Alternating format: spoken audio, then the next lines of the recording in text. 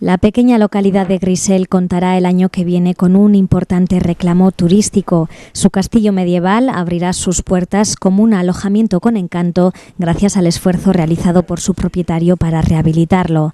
Manuel Jiménez, vecino de Borja, lo compró en 1988. Era un gran conocedor del patrimonio de toda la zona del Moncayo, ya que pertenecía al Centro de Estudios Borjanos. Las primeras referencias de su torreón principal datan del siglo XI, aunque luego se fue ampliando hasta completarse el castillo de tipo medieval. La primera referencia es de don Pedro de Atarés en el siglo XII, en el siglo XIII lo tiene Lope Ferrén de Luna, en el XIV lo tiene los duques de Cardona, Hugo de Cardona, que es el que lo vende al Cabildo. O sea, el Cabildo lo compra en el 1384, el Cabildo de Tarazona. Y desde el 1384 hasta la desamortización está en propiedad del Cabildo. En la desamortización, como todos los bienes desamortizados, se venden. Y lo compró una familia del pueblo, la familia Ramírez, y esta familia lo conserva hasta que lo adquiero yo. La conservación del castillo era muy mala, algo que le planteó muchas dudas antes de lanzarse a este proyecto. Y vimos que era un castillo potencial, estaba totalmente enmascarado, no aparecía en ninguna guía, era un castillo perdido y olvidado. Perdido y olvidado porque de alguna manera estaba enmascarado también por las viviendas que habían adosado a la muralla, la envolvían, la muralla no se veía, el castillo se había convertido en viviendas, pero se había abandonado, las familias que vivían lo habían dejado ya por abandono, las casas de la muralla se empezaron a hundir, entonces se hundió parte de la muralla, estaba en ruina total, ¿no? Entre las dimensiones del edificio y el mal estado de conservación, la obra de rehabilitación se antojaba titánica.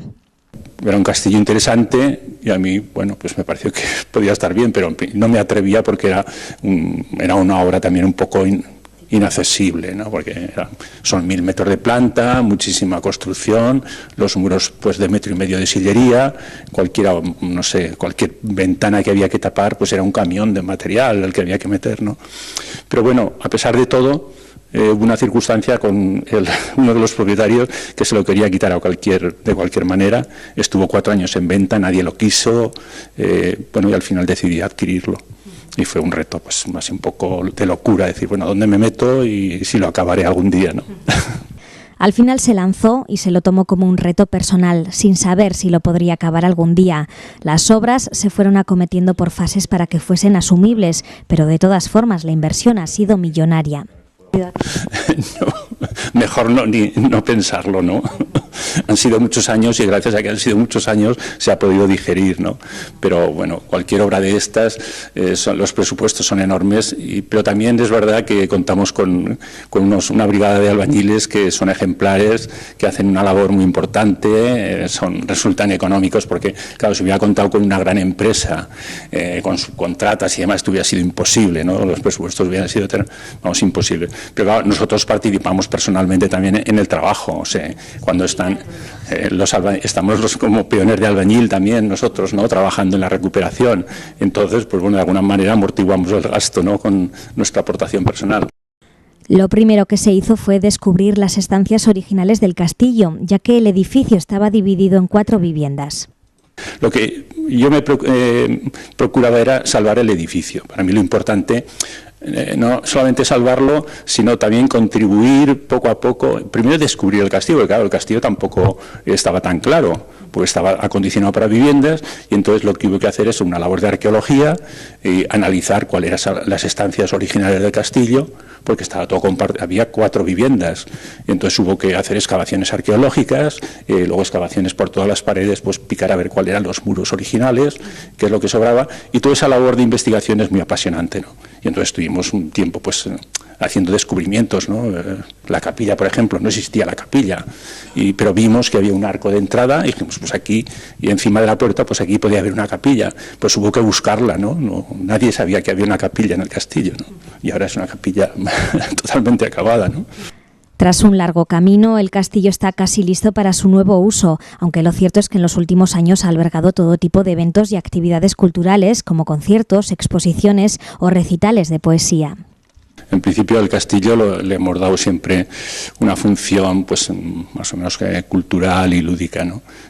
Aparte de que estuviéramos en obras, desde hace muchos años se vienen haciendo conciertos, ¿no? En el Palacio se han hecho exposiciones de Tarazona Foto también. Y se han hecho eventos. La última reunión de Hispania Nostra, que fue en Tarazona y Borja, pues aquí tuvimos una sesión de clausura con un concierto para todos los congresistas, ¿no? Entonces, lo que queremos es que el castillo pues tenga un uso que se dé a conocer y que sirva para algo, no sé, cultural y tal. Hay que darle también una explotación porque hay que sacar dinero, ¿no? Entonces, bueno, pues pensamos que puede funcionar como un hotelito con encanto. Son 6 habitaciones dobles que se pueden ofrecer para un grupo de gente reducido, que aparte de organizar un evento, una reunión, una asamblea de algo, pues que se puedan alojar dentro, ¿no? Entonces, el uso más que nosotros pensamos que sería el más de acuerdo con nuestra idea sería que fuera para un uso así para grupos de gente con una especialización. Muchos de los muebles de las habitaciones estaban en el castillo y se han restaurado, y el resto se ha adquirido en anticuarios. Los detalles inundan las estancias con armaduras, antiguos aperos de labranza, fotografías de castillos o una colección de vino con botellas cuyo nombre contenga la palabra castillo. Hay mucho mobiliario que estaba prácticamente abandonado y ya por desuso y tirado, ¿no? Entonces se ha restaurado, se ha recuperado todo el mobiliario y otros utensilios que había, cosas de aperos, cosas de etnología, pues se han recuperado también. Y luego lo hemos completado con muebles también que hemos adquirido en anticuarios, ¿no? En estos 25 años el camino ha sido largo y difícil, con momentos en los que la finalización de los trabajos se veía imposible, como cuando se paralizaron las obras por unos problemas con la muralla exterior. Precisamente ahora las obras se centran en recuperar la muralla posterior. Bueno, pues la muralla había ahí un problema de entendimiento con las administraciones, porque la muralla se utilizó como muro medianero de viviendas, o sea, la muralla fue envuelta por viviendas, por construcciones. Las construcciones, las viviendas que se construyeron utilizaron la muralla como muro de medianero, o sea, no construyeron un nuevo muro, o sea, se asentaron en la muralla, con lo cual la muralla era un muro compartido entre el castillo y las casas que todavía quedan, restos de las casas que están asentadas y apoyándose en la muralla. Fernando Aguerri hizo un proyecto, lo distribuyó en 4 fases y se acometió una primera fase.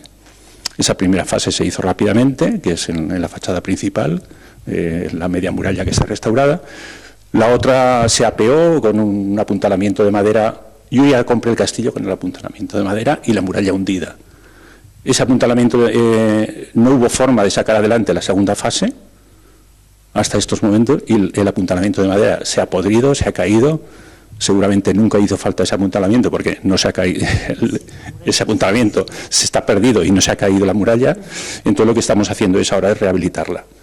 Y luego pues, en la muralla posterior también restos de otras viviendas que dejaron la muralla colgando prácticamente porque se comieron el talud natural donde se apoyaba. En unas lluvias del año pasado se deslizó parte de la muralla y es lo que hemos levantado ahora. Este vecino de Borja es un amante de este tipo de construcciones y fue el promotor de diversas asociaciones cuyo objetivo es poner en valor y relanzar los castillos.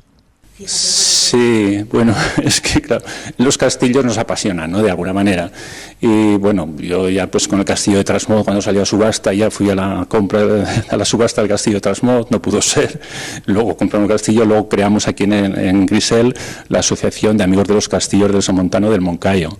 Entonces reunimos pues a gente apasionada por los castillos y con esa asociación pues organizaron muchas actividades relacionadas con los castillos. Aquí se hizo una exposición, otra en Veruela, se publicó un libro sobre los castillos de la comarca de Tarazona y bueno, pues ese ha sido un poco el afán nuestro, ¿no? Luego la Asociación de Amigos de los Castillos la ampliamos a Castillos de Aragón, tenemos una página web y tenemos una actividad como Asociación de Amigos de los Castillos de Aragón, pues con publicaciones y participaciones en congresos y demás, ¿no? El trabajo ha merecido la pena, tanto que Manuel Jiménez ya se ha embarcado en una nueva aventura. El año pasado adquirió el castillo de Bulbuente, del que ya ha rehabilitado su torre.